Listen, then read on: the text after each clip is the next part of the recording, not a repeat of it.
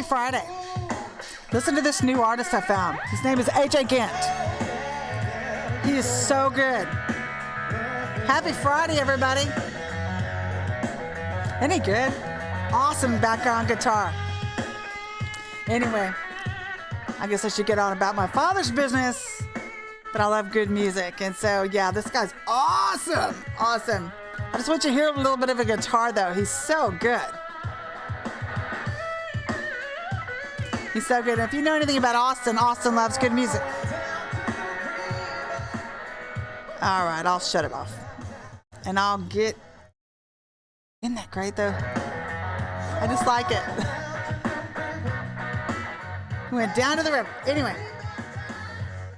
He went down to the river to be baptized. He's so good. Golly. Happy Friday. Okay. I can sense that the body of Christ is tired. And you know, it's cool. It's cool. It's kind of to be expected right now. But if you're tracking along with God, then you also know that God gives you new strength for every day. And so tiredness is not our portion. Even if you feel it, you just keep pressing through it. So anyway, welcome to Friday. Welcome to the 50-Minute Rev. I'm Dr. Missy Hood. I hope you have enjoyed your week. And I'm kind of glad to have kind of a quiet day. I'm going to get this replay up on the board. And if you catch me live, great. If not, I'm not upset with you. I'm just happy you joined me at some point in the ball game. But hope you're having a great week. And I hope you even have a better weekend. But before I get you to your weekend, I have to tell you what the Lord is speaking to me about today. And talking about what he's doing in the nation, what he's doing to us as Christians. And the title for today's Rev is called The 50-Minute Rev, Dissolving the House of Cards, Bringing Saul Down While Raising Up David, the new Superman. So anyway, it's based on 1 Samuel 26, 1 through 28, 25. And it talks about kind of a conversation between God and Saul, where it's talking about Saul's tearful words. And he's giving this, I'm going to be blunt about it. He's giving this blubbery explanation of why he disobeyed God. And it's thinking that that's going to change God's mind about what he's already decided to do with Saul. Saul's, at this point in the conversation, is losing the kingdom. And so God really could have cared less about Saul's fake, tearful words, because God saw that he was still pursuing his own heart, not to mention his servant David. Saul was always into his own agenda, and he was pursuing David for no reason. And so God had had enough of it. And he also knew that what was provoking Saul was his own refusal to deal with his own jealousy and envy over another man's calling that he would never have. And so, you know, God gives us opportunities to serve him. To do things his way. And actually Saul had his chance, and he thought he knew more than God, so God replaced him. And so sometimes we can miss opportunities that are standing before us because we are so determined to do things our own way. And God's like, okay, I have next. He's like, next. Talking to the next vessel, next. And so this is the new place that we're standing in right now, where God is saying, it's my way or hit the highway. He's giving people ample opportunities on all 7 mountains to serve him in a godly capacity, even in government. He's giving people fair chances to do the right thing. And we see it in the church. We see it in government. We see it in all avenues of society. And so God's like, next vessel, next, time to go to the next thing. Because God's kingdom is going to come. His will be done on earth as it is in heaven. And so after losing, opportunities, I think it's kind of hard for our heart to accept as it begins to reflect on the shoulda, woulda, couldas, only without remorse. And so God sees the motives of the heart. He sees what should be happening. And if we're going to approach kingdom, or we're going to approach God, we're going to have to learn to attain his heart and do things his way. So this is the new place we're standing in as a body. Even if we're fatigued, even if we think our sloppiness doesn't matter, it does. It matters in this hour. Your attitudes and your heart will take you places or keep you out of places. So many are learning this, and many are even going to come into the place at the end of their lives where they approach him and say, Lord, Lord, and he's going to say, it's too late. You had every opportunity to serve me, but you kept doing your own thing. And so sometimes our rebellion can cost us huge opportunities, which means we've also negated the blessings that would have come with those opportunities. So I hope that's not you in this hour. I hope that God is using you to help build his kingdom.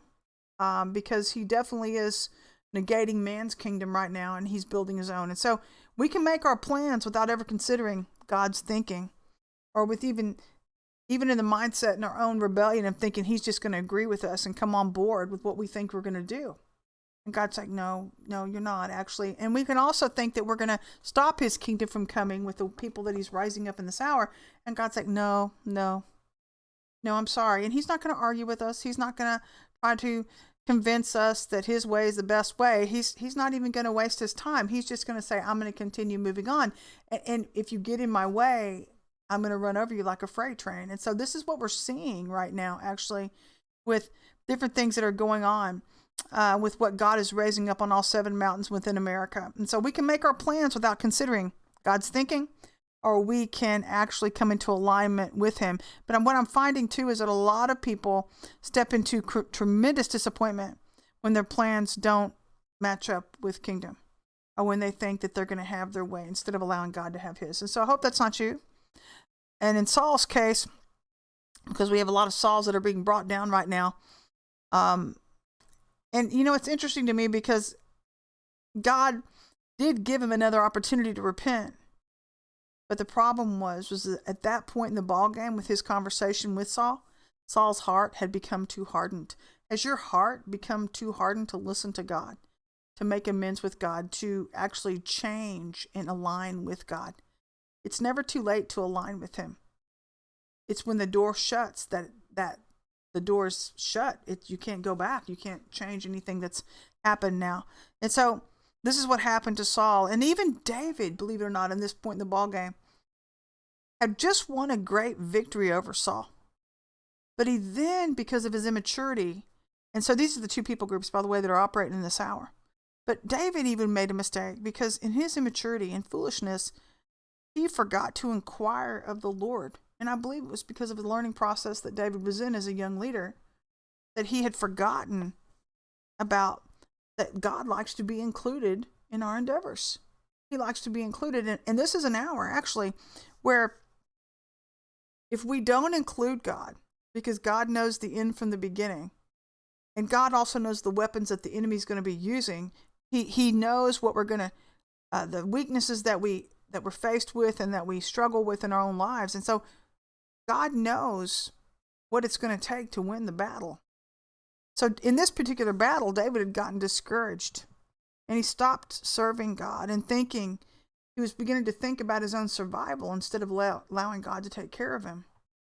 And when we include God in everything that we do, we don't try to take care of ourselves. We're not worried about, what if I do this, and what if I, do that, and what if I step out here? We know that God's got us. If God's with us, if God be for me, who can be against me? And so we don't stop serving him to begin thinking about ourselves just because we've gotten fatigued. And if you do begin to think about yourselves, you're going to lose the battle, because you can't engage the enemy with your natural. You can't. You've got to have God's super on your natural in this hour in order to win.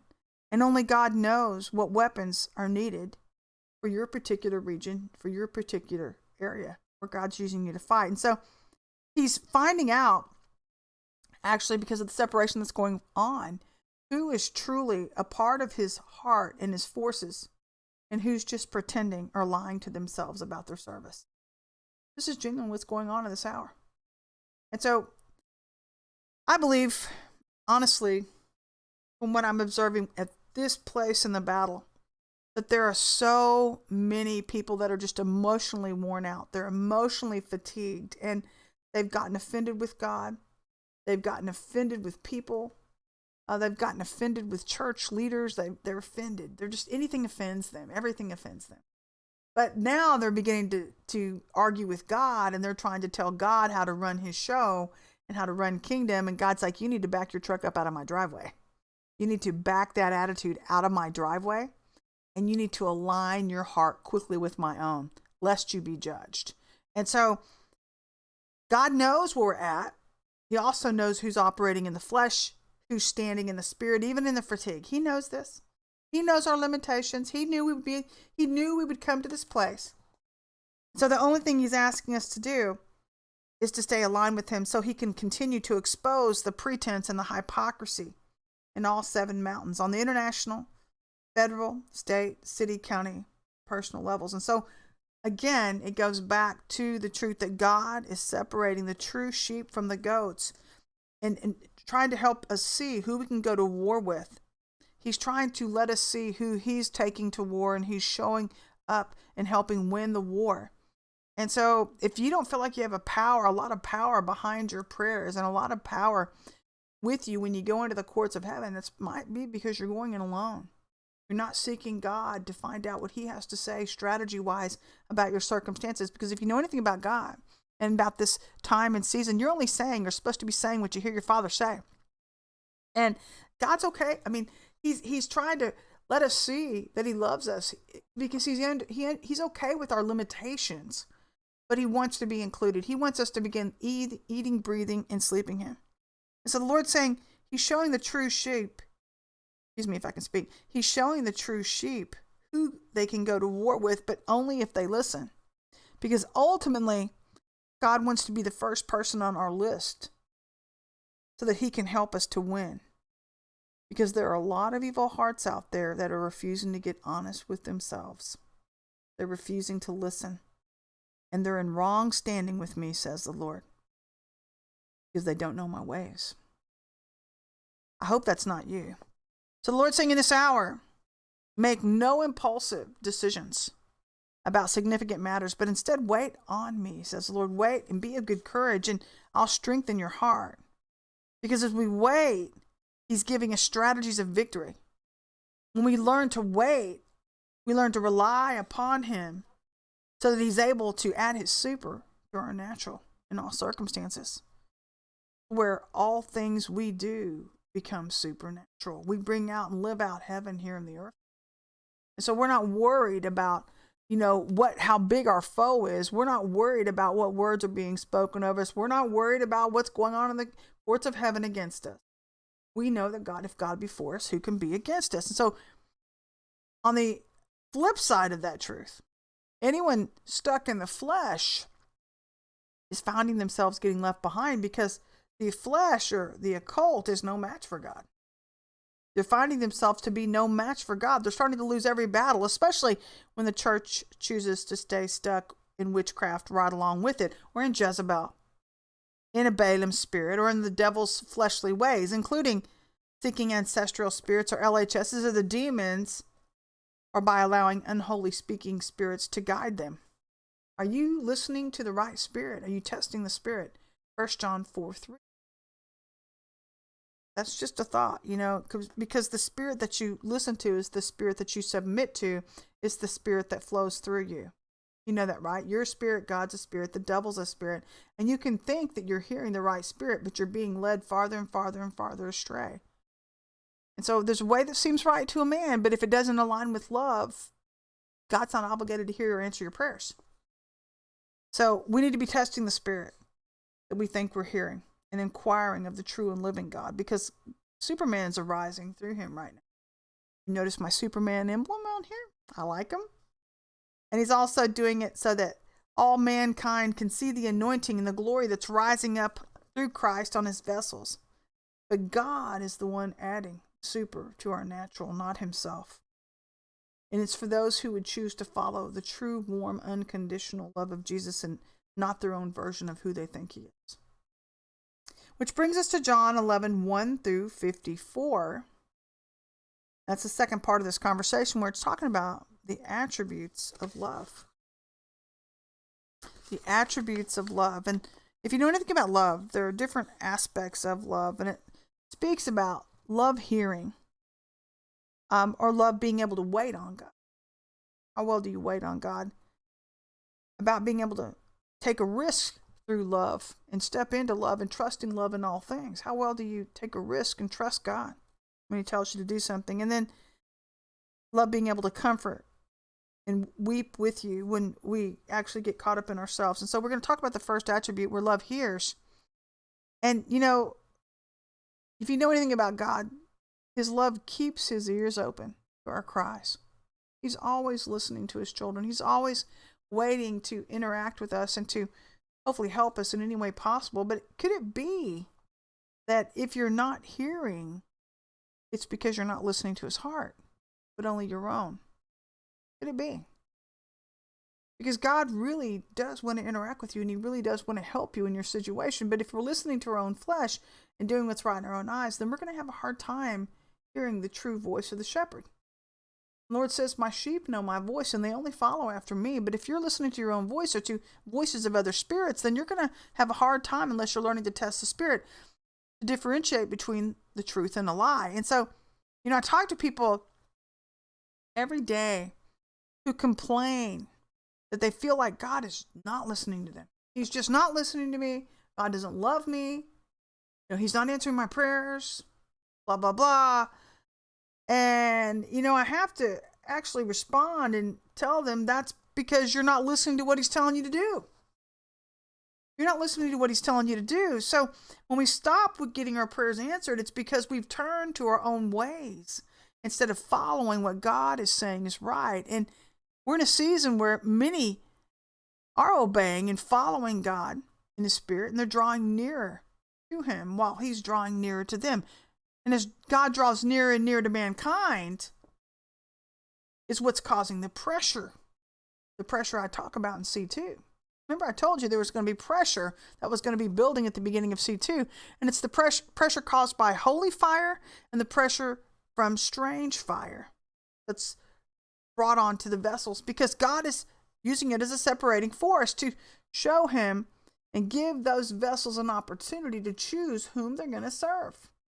He's giving them an opportunity as he draws near to the surface, and he's showing and exposing those that are not of him.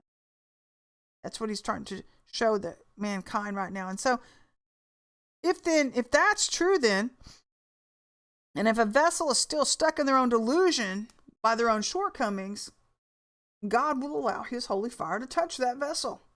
It's called part of the refining fire's process to force the needed changes so that we can either then come to the conclusion of doing things God's way or hitting the highway, because in this hour, we're slowly seeing the power of God shut off on unholy vessels.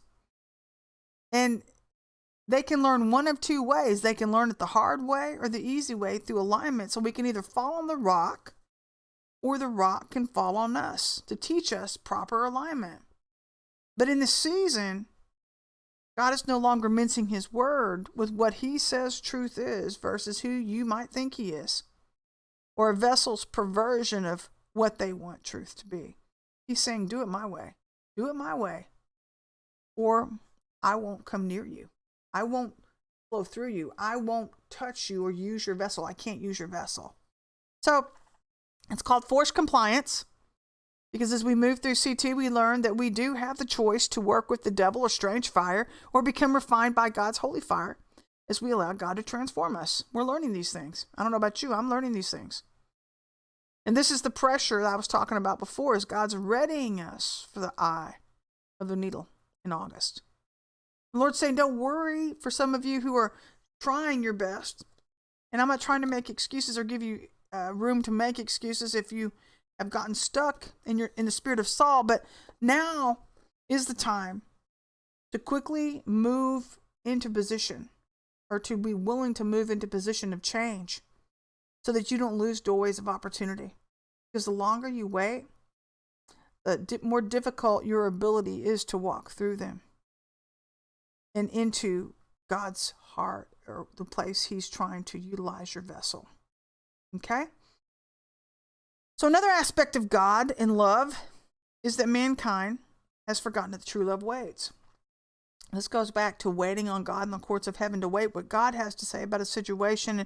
And the heart that knows true love, or knows the Lord's heart, learns to wait on God to act on its behalf. We don't have to defend ourselves. You don't have to defend yourself in all things. Matter of fact, you don't have to engage all enemies who try to engage you. You don't. You don't even have to give them a time of day. Take it to the courts of heaven, let God do it. So when in the midst of battle, God's saying our ways are not his ways. And sometimes waiting, if you learn to wait on God, will bring a greater blessing, because waiting develops God's character within us by forging endurance, perseverance, and the ability to stand in greater levels of anointing. or the presence of God's fire. The more of God and love we house, the more pressure you can endure for the days ahead. To where when circumstances or battles arise, we know just how to maneuver through them because we've allowed God to adjust our hearts from times past, from seasons past, from last season's battles, which has prepared us for where we're walking right now. So God's delays then are not God's denials, which means we have to trust God in his timing in all things. And sometimes delay doesn't have anything to do with your blessings or your ability to win, but everything to do with what God is trying to do inside of you character-wise. That's what he's trying to build. He's trying to prepare you for what you're asking for, or what he's trying to prepare you for and what he's told you he would do in your life. And then sometimes love risk a thing. Because Jesus never worried about what would happen to him when he went into the enemy's territory. He didn't. He just went. He obeyed the Lord.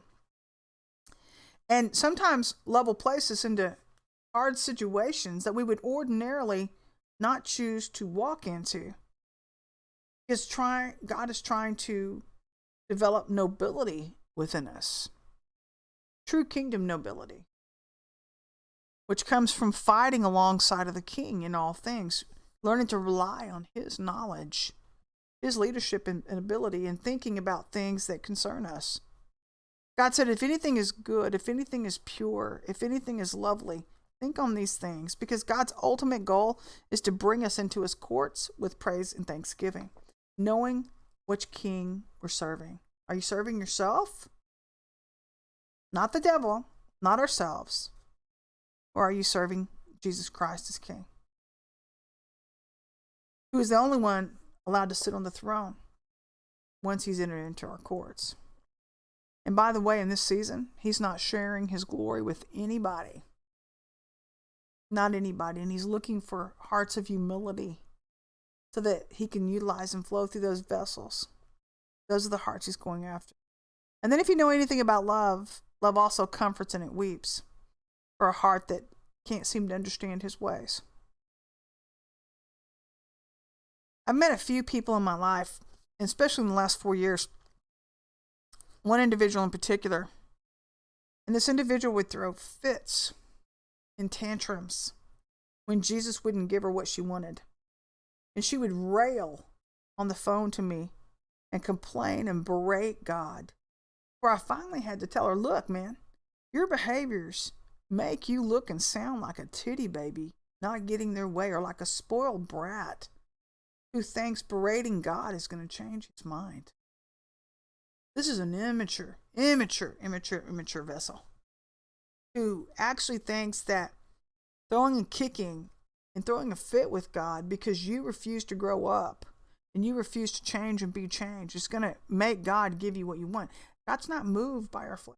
He's not. Matter of fact, this person, her actions showed me that because of the way that she conducted herself in the past, these behaviors were the same types of behaviors that manipulated her own parents and bowed to her every whim. And God's not moved by this. It's usually a spirit of Jezebel operating through an immature heart. It doesn't think it has a problem, but it grieves love. This behavior grieves love when we choose to stay stuck in our flesh because God can't seat us beside him in heavenly places. We have to get free from these attributes of our heart if we're going to rise and seat ourselves, or let him seat us beside him in heavenly places. We can't seat ourselves anywhere, actually. But these are the things he's trying to change. This is what he's trying to force us into maturity out from under. Because God's ultimate goal is to teach us to serve. Quit serving ourselves and to learn to serve other people. And we can make up excuses all day long. But true love isn't in the kingdom to see what that heart can get from the Lord. It's in the kingdom to see how God can use it to help other people with what God is trying to get to his people. And there's no religion in that statement. Absolutely none. There's not a hidden agenda. And that heart knows that its service isn't about building their own pocketbook or their own dynasty. But that heart has no other motive but to serve the King. It's just trying to be used by God because it enjoys his presence and it wants to help people. Which brings us understanding. I think that in order, what God is trying to get us out of, if you haven't noticed the pattern, to me, this is my opinion on this, is that, we've seen what technology can do, and we've seen what education can do. We think, because it's all man-made. It's all man-made. But when you learn to serve a holy God, there's nothing about that that's man-made. It's all kingdom. It's all supernatural. And understanding that God's ways aren't man's ways. It's not man-made. It's God-made. And if God's going to use a vessel in this hour, we're going to have to be God-made, not man-made. Because God is not about a self-seeking heart. He's about a heart that's seeking Him. And so if we're going to choose to be self-serving or stay in immaturity or aligning ourselves with hypocrisy, then why should we expect God to show up? He's not showing up for the hearts anymore. He's turning the power down on vessels like the Sauls who refuse to change and be changed, or who think they don't have any issues. Because I heard this through another person online the other day too, and I'm not going to speak who it was, but I was like, oh my God, the hypocrisy. But if listening to people say, well, we're going to get rid of the spirit of religion and and I'm thinking, but you have it so strongly on your spirit. And it's just like, it's the level of pride that's operating on vessels right now. We refuse to let God search our hearts to show us what's going on in us. Do you know what's going on in you right now? Are you willing to look at what's going on inside you? Because this is what God is going after. It's why He keeps bringing the same topic matter up over and over and over again. And He's looking for hearts that want to be changed, and they want to dwell with Him in heavenly places. And the only way He can do that is if we allow love to come up alongside of us and show us about ourselves, so that we can get free from self and be filled with Him to help a lot of hurting people and show them a better way, a more authentic way, by the way. Because the apparatus of religion never did anything but put an innocent man on a cross, if you know anything about that. So a truly loving heart will always find a way to bear another person's burdens while demanding to stand within truth, the true virtue, true nobility of Christ, while displaying the King's reality and not our own. I was listening, one of my family members used to always say this. She used to always say, Missy, perception is reality. But if you have the wrong perception, then you're not really living in truth at all. Your reality is false. You're living in a bubble. And I used to think, golly. And then I started observing this in other family members, even within my own family. And I love my family. But, and not just, I can't just say within my family. I see it in the world, even where people create these false realities around themselves to where they don't have to deal with truth. It's a way where we keep ourselves from dealing with the truths about ourselves. And if anybody dares to challenge that, then they're the bad guy. Oh, you're not right. You're living in conspiracy theorist. I don't know what you call it, or you're not a good person. You don't believe the same way I do. I don't want to believe the same way you believe, because most of those people are very, very happy people. They're very, very bitter people, very they're power grubbers is what I call them. A lot of them trying to obtain power within their own flesh while running all over a lot of innocent people in the interim, instead of allowing God to endue them with power. And so you can't make yourself into something that only God can create. You can't do that. You can't try to falsify and create a kingdom outside of the true and living God. There's no way. You're being used by the enemy's camp. So at some point, we have to submit ourselves to a power greater than ourselves, so that He can actually make us into who He said we could be. Excuse me. And I think a lot of people really get disparaging when they realize that things aren't happening as soon as they think that they should happen. And so they go back to their fleshly behaviors thinking, well, I'm just going to make it happen. I'm going to make it happen. And God's like, no, it's not going to happen until I say it's going to happen. And so this is an example of what happened to Mary, Martha, and Lazarus, actually. And in this conversation, actually, Lazarus was standing in the background, but he was very, very sick. And so Mary and Martha had come to Jesus, and they're like, you've got it. They've got they sent word to Jesus. It's like, you've got to come help my brother. He's very, very sick. And Jesus had spent time with all three of them, and he loved all three of them, but he waited to come meet with them because he wanted to prove to them his supernatural abilities. And I think in this season, even for our country and for a lot of us who have been praying for things, we've had to wait on God. He's delayed a few things. If you'd agree with me on that. I think he's delayed a few things, but I believe it's because he's also trying to prove to us who's God and who's not. And he's trying to see if we'll choose to step up higher into places of the Spirit and to be changed by his heart in the waiting process. Because if you know anything about the story, they had seen his miracle working power prior. Mary, Martha, and Lazarus. They'd seen and spent time with Jesus. They had seen the miracles.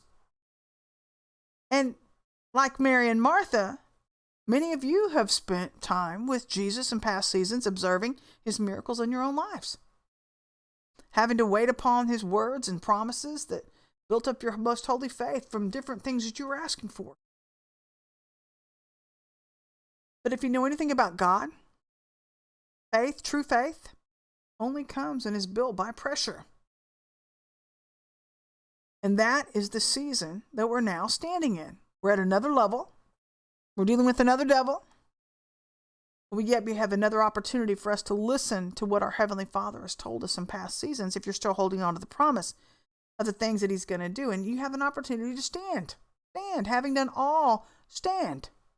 Stand. He hasn't negated on the promise. He hasn't changed his mind. It's why God tarries on your behalf, because he loves you. And it's your heart that he's after. He's trying to make us more like him. But the problem you're having is that a lot of you aren't listening to the Father, but instead you're listening to your fears. You're listening to your flesh, forgetting that God is a God that cannot lie. So like Lazarus, the things that we think are dead are fixing to arise if you'll hold on to your most holy faith. Just hang on. And the Lord told me to throw this in. The white hats are on the job. They're being used by Christ, and they're working on it. America. And now let's go back to Christ. Psalms 117, 1 through 2. And it's helping all nations to come back to him. Do you realize what's going on around the world right now?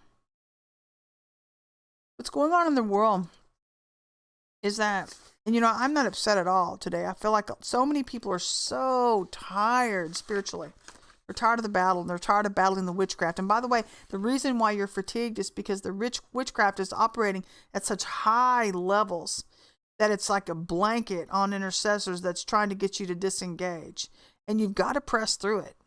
You've got to press through it. And I know a lot of people are like, that's easy for you to say, Dr. Missy, blah, blah, blah. Well, no, I'm going through it with you. But I'm just pressing through it, and I'm pressing into another level of Christ where it's not affecting me as badly. Thank God. But the title of today's message is Dissolving the House of Cards while Bringing the Sauls Down. So God is hitting it in the natural and by the Spirit. If you know anything about the Lord, he's a multifaceted God. He is the ultimate multitasker. That's what he's doing. He's hitting it in the natural, and he's hitting it by the Spirit. He's bringing forward the Supermans. Let me put it like this. No, this. This. He's bringing forward the Superman. That's what he's. I can point the right way. But that's what he's doing. He's bringing forward all the Supermans. He's adding a super to our natural for those hearts who choose to listen to him. And if we're going to help or be used by God, we're not helping him do a thing. We're just helping to participate, to choose to participate in the process. But we have to remember that we're moving into revival. And so God has called his church to take the gospel all around the world. But the problem is that if we're trying to present the world with our version of him, they won't see him, the heart that refuses to change. They're not going to see him. They're going to see somebody that looks exactly like them. So, of course, he's got to align us with all truth. That's why he's forced us into this precious process, to align us in all truth in its purest form. But what I'm seeing in this hour is that God is literally, and I've never thought this before, I've never thought God would step on people's toes, but he is stepping on people's toes, regardless of what level you serve on. It doesn't matter if you've been serving him with a huge platform or you have no platform. He is stepping all over people's toes. He's like, get aligned. He's saying, hey, that's not of me. Get over here. This is the way. Walk in. This is my path. But there's so many bullheaded people that think that they know more than him, and they're actually arrogant enough to act that way and talk that way and to confront God that way. And he's like, okay, knock yourself out. I'll just pull my spirit back from you like Saul, and I'll let you see how far you go, because you refuse to humble yourself before holy God. Remember, God said, if my people who are called by my name will humble themselves and turn from their wicked ways, I'll heal their land. So there's a strong course correction going on at present, so that we'll quit worshiping ourselves or the false gods that we've lifted up, Hollywood and all these other areas that we think are so important, and come back home to the true and living God, to his heart. Are you helping the people of the world to learn about Christ, or are they learning about you? Are they just learning more about how you're just like them? We'd have a choice in that. Which means you'll probably blend into society because, oh, good. Good afternoon, girl. So I'm going to wrap up right now with Proverbs 15:22 through 23. And again, I want you to hope that you have a great weekend. I'm going to see if I can get my music back on because it's so good, man. I'll leave this guy's out. Because as I wrap up today, I want to leave you with a bang. And I want you to know that God is about your business. Okay, that's it. That's what I want to do. We're going to wrap up with Proverbs 15:22 through 23, where it states, plans fail for a lack of counsel, but with many advisors they succeed. And a person finds joy in giving an apt reply, but how good is a timely word? How good is a timely word? And so I hope this finds you having a great Friday. I kind of got on here early to try to find out, I knew people were probably going to be tired. I knew I probably going to have a very big show today, and I'm cool with that because I can feel the fatigue in the atmosphere. But I want you guys to stick it out. Don't give up. Don't stop. Don't quit pressing in. And let me tell you something. The Lord's been telling me like the last 3 or 4 days. He's like, I know you're fatigued. I know you feel like you don't have any more strength to come forward. But it's usually when you feel like you're not going to make it or like you're not going to finish that the test is almost over. So I'm going to leave you with that today. And I want to wish you a happy Friday. Leave you with some great music. And hopefully we'll talk again on Monday. Have a great Friday, guys. I'll see you soon.